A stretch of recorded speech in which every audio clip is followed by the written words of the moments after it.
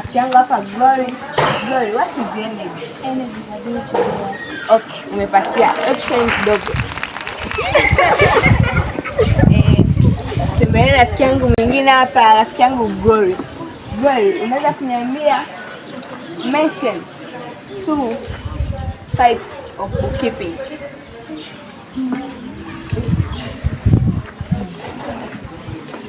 We do not have the type of bookkeeping, but we have the types of entry inside, like the entry and unit.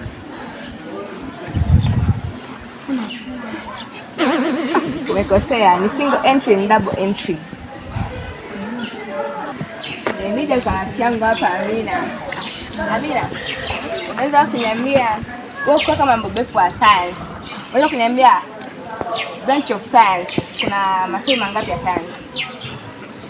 Kuna matawi matatu ya science ambayo ni chemistry, biology and physics. Okay, umepatia. Change kidogo.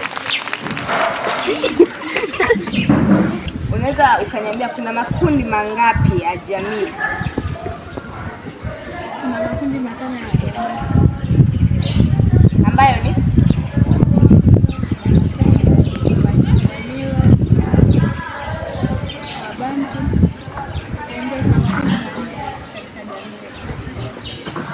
changanya kidogo, lakini nimepatia makundi 4 ambayo ni Wakito, Wabantu, Wanilo na Kichembe.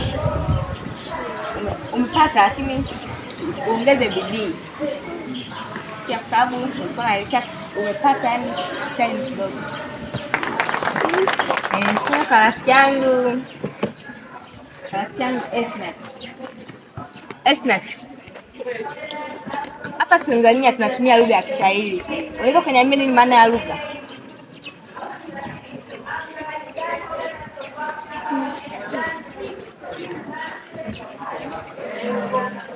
Lugha, maneno,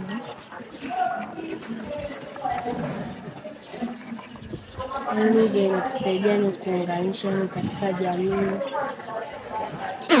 Umeenda mbali sana, umekosea. Hakuna kitu naweza kumsaidia nini maana ya lugha. Sio kwa rafiki yangu hapa Jessica aweze kumsaidia Esnat ajue nini maana ya lugha. Anapoenda kwenye mtihani wa Kiswahili anaweza kujua nini maana ya lugha. Jessica, unaweza kumwambia?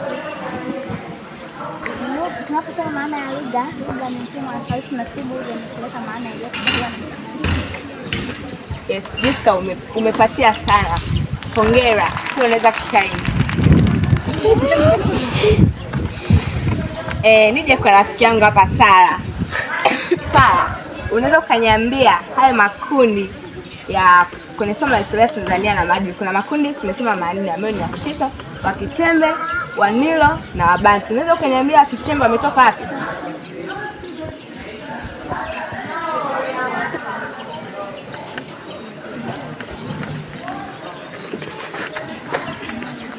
Wametanga